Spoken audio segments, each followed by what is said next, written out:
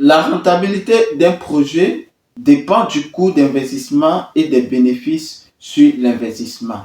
Dans la vidéo précédente, nous avons parlé de la rentabilité de l'élevage des canards. Donc, je dis que pour pouvoir être plus rentable, il est préférable de maîtriser tout ce qui est comme contingence dans le domaine de l'élevage des canards. Alors, dans cette vidéo, nous allons aborder comment lancer votre production de l'élevage des canards. Comment débuter l'élevage des canards? Un business lucratif, mais plusieurs personnes ignorent les contingences. Nous allons en parler juste après le générique.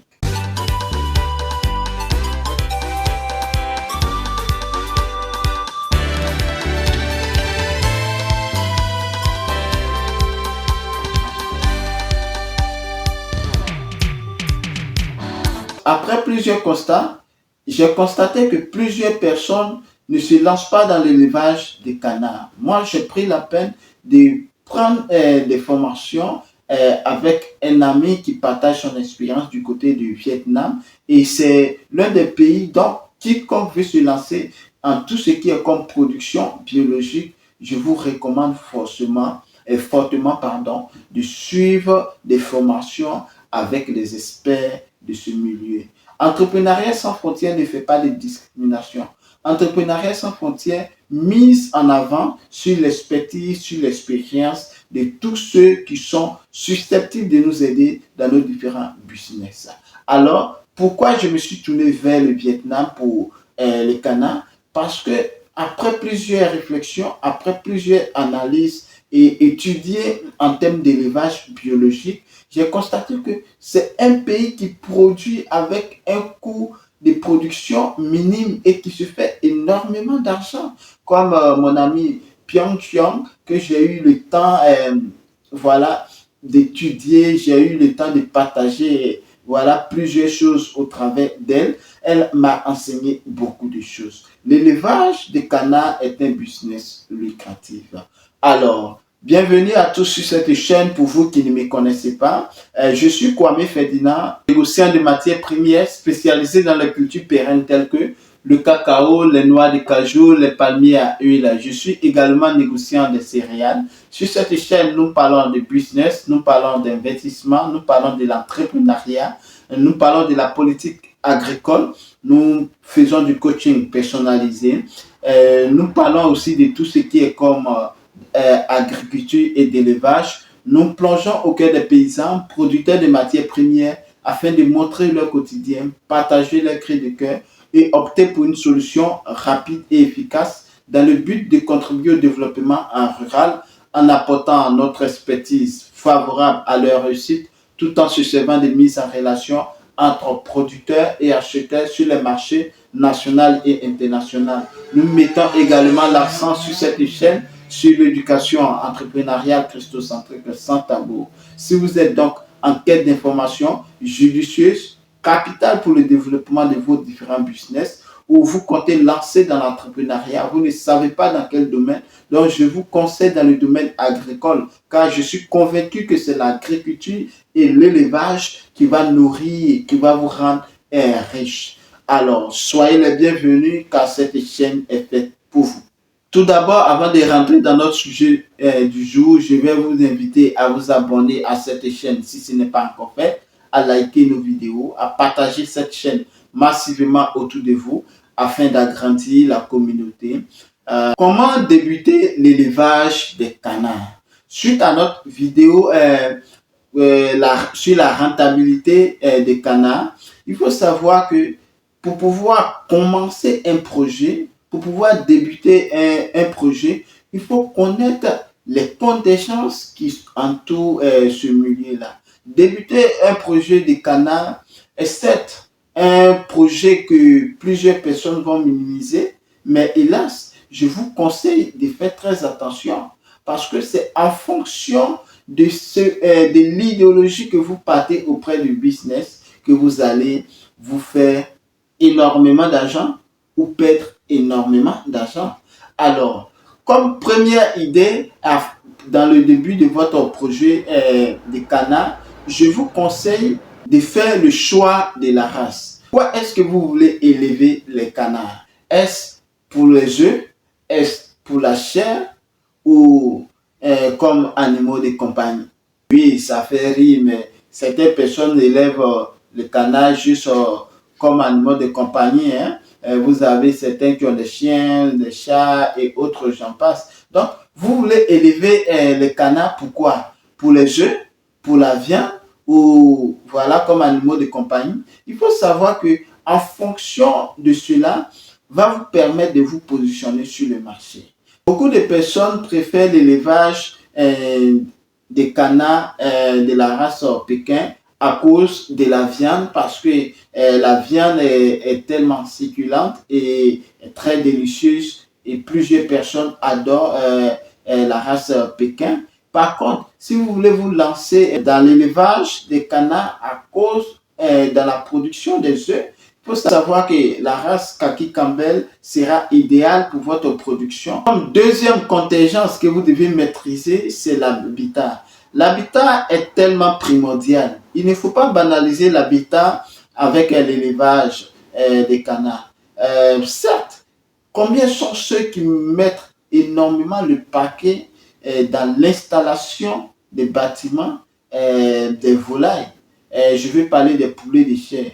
Il faut penser exactement la même chose. Mais ce qui sera bénéfique pour la rentabilité de votre business, étant débutant bien sûr, je vais vous recommander de prendre un habitat de façon naturelle. Vous pouvez utiliser les matériaux naturels comme le bois, comme le bambou de Chine ou autres. Mais partir comme mise de départ dans un élevage en construisant les bâtiments en dur, il faut savoir que ce n'est pas forcément recommandé pour l'élevage des canards. Ferdinand, dois-je prioriser la construction d'un bâtiment en bois ou la construction d'un bâtiment en dur?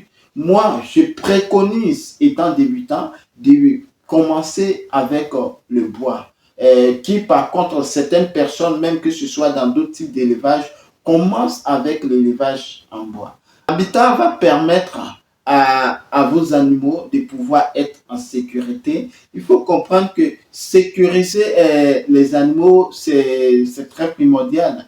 On ne sécurise pas le lieu parce qu'on veut seulement sécuriser les animaux et éviter plusieurs pertes, comme par exemple les vols et tout cela. Donc, la sécurité de votre site sera voilà, très, très important à ne pas négliger surtout. Comme tout type d'élevage de volailles, il faut avoir de l'eau. L'eau est primordiale dans toute activité de l'élevage. Et parlant d'eau, les canards adorent beaucoup l'eau.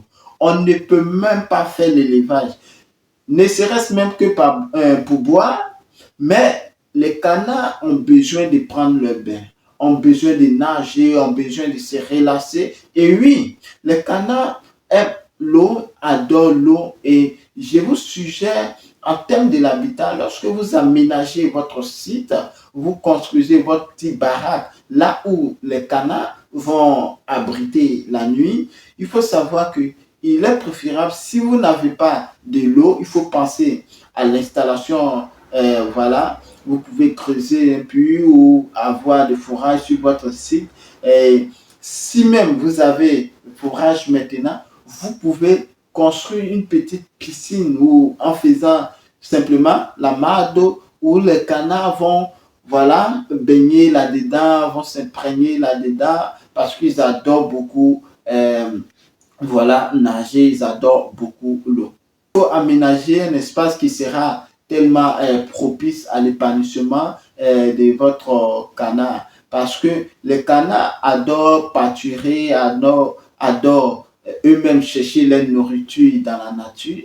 Donc, je suggère que si vous avez un espace de 1000 mètres carrés, 2000 mètres carrés, lorsque vous faites la barrière de ces 1000 mètres carrés, et là, ce n'est pas une obligation de faire la barrière, c'est-à-dire la clôture de 1000 mètres carrés ou 2000 mètres carrés, si et seulement si vous avez une personne comme pour pâturer avec le but, une personne qui sera là poursuivre régulièrement parce que vous pouvez prendre un ouvrier et qui, au lieu de marcher avec les canards, va ouvre le bâtiment et les canards vont voilà, partir dans la nature comme ça. Et il y a les prédateurs qui rôdent autour, comme les aigles qui aiment pêcher les volailles. Il y a des serpents qu'il faut voir. Donc, si votre site est déjà sécurisé avec une barrière, cela va permettre aussi de réduire aussi au niveau de votre travail. Donc, pour l'espace de 1000 mètres carrés ou 2000 mètres carrés, je pense que vous avez déjà fait la barrière, la clôture. Donc, dans votre espace, vous allez faire votre piscine avec de l'eau. Les canards vont pâturer dedans, vont nager dedans pour mieux s'épanouir. Et comme troisième contingence qu'il faut maîtriser, c'est l'alimentation. L'alimentation, pourquoi? Ici, comme nous parlons de rentabilité, étant débutant, vous allez miser beaucoup sur tout ce que les canards peuvent manger de façon basique. Nous ne sommes pas dans la production des poulets de chair. Ici, nous sommes dans la production de l'élevage des canards. Et les canards consomment en grande partie ce dont nous, les humains, nous consommons. Erreur, attention, ici, il y a certains aliments à ne pas surtout donner à votre canard. Tout ce qui est comme salé, tout ce qui est hyper secret, il faut éviter cela. Les canards adorent manger dans les céréales, il faut savoir le riz, le maïs, même le soja et autres. Il faut savoir que au Vietnam, j'ai eu l'expérience inimaginable d'où ils produisent en quantité sur des espaces minimes, mais qui, jusque-là, je me demande comment est-ce qu'ils arrivent. Au début, je me demandais comment est-ce qu'ils arrivaient à nourrir ces bêtes-là avec voilà, le minimum de coûts d'investissement. C'est là, Pyongyang va me dire que, hélas, nous avons notre stratégie à nous. Pour tous ceux qui font la production des bananiers ou que ce soit le plantain et autres. Au Vietnam, on prend le tronc des bananiers pour pouvoir nourrir les canards. Qu'est-ce qu'ils font? Ils découpent les troncs des bananiers et ils mélangent avec le maïs qui est déjà voilà, le maïs qui est déjà pilé. Et tout cela, ils font de façon manuelle, pas des machines du tout. Mais ok, pour les troncs de bananier, il faut faire ça de façon manuelle, même si vous allez faire avec la machine et c'est que vous avez les moyens. Mais ici, je prends le cas d'une personne qui fait dit non, je n'ai pas assez de moyens, je veux me lancer dans l'élevage du canard et j'ai très peu de moyens pour pouvoir commencer cela. Même si vous avez 50 000, si vous avez 100 000, et oui, vous pouvez faire, mais il va falloir que vous soyez là afin de mettre votre main à la pâte. Donc, vous prenez le tronc de bananier, vous découpez en petits morceaux, vous pilez votre maïs avec le son du maïs là, vous prenez, vous mélangez et vous servez automatiquement à vos canards et ils adorent cela. En termes de nutriments, et c'est le même procédé là, vous découpez le tronc de bananier, vous préparez au feu et lorsque vous finissez de préparer, vous enlevez avec le jus, vous laissez refroidir et vous servez à votre canard. Et les canards adorent cela. Et il y a des protéines inimaginables dans le tronc de bananier et cela permet à votre canard de pouvoir se développer facilement. Donc, vous voyez, en termes de coûts de production, vous gagnez beaucoup en temps, vous économisez beaucoup. A contrario, avec l'élevage des poulets de chair, il faut acheter l'aliment de démarrage, il faut acheter l'aliment d'engraissement, il faut acheter tel type de vaccin. Les canards, je dis que sont tellement résistants et la nutrition est vraiment, vous pouvez minimiser cela. Même les restants, si vous avez mangé le riz, assurez-vous que le riz n'est pas trop salé.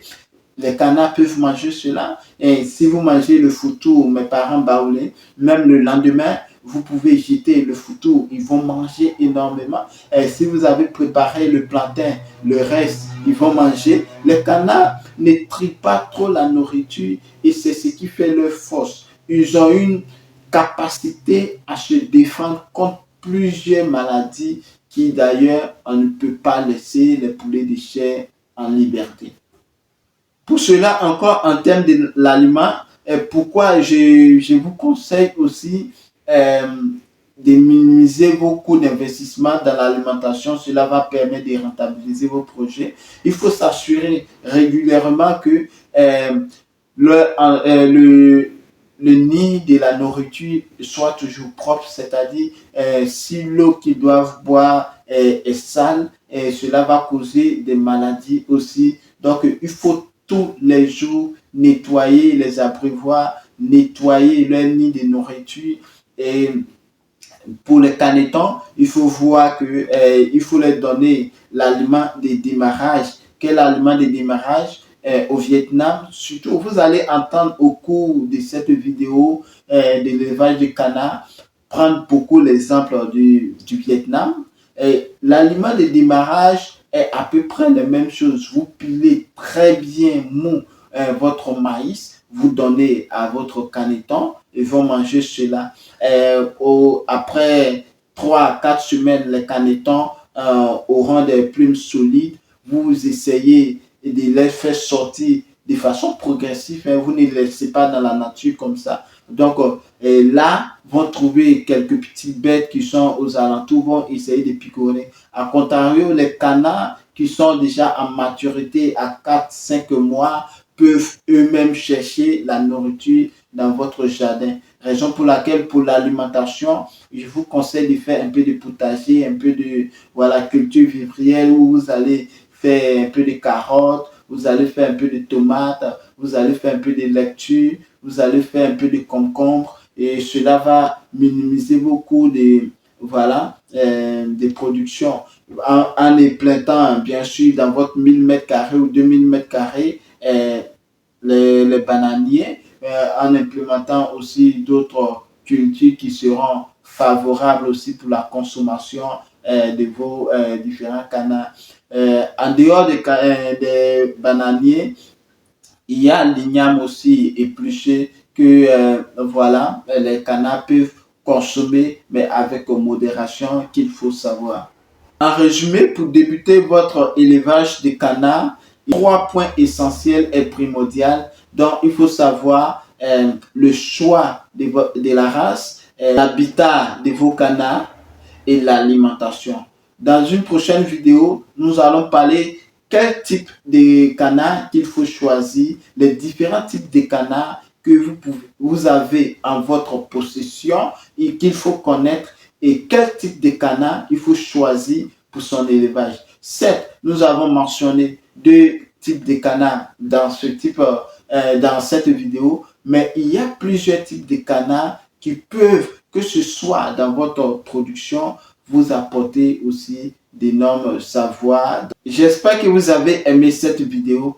Alors mes amis, on se donne rendez-vous pour une prochaine vidéo. Sur ce, prenez soin de vous. N'oubliez pas de vous abonner à cette chaîne, de liker, de partager massivement autour de vous afin d'informer vos amis de ce que nous faisons sur cette chaîne.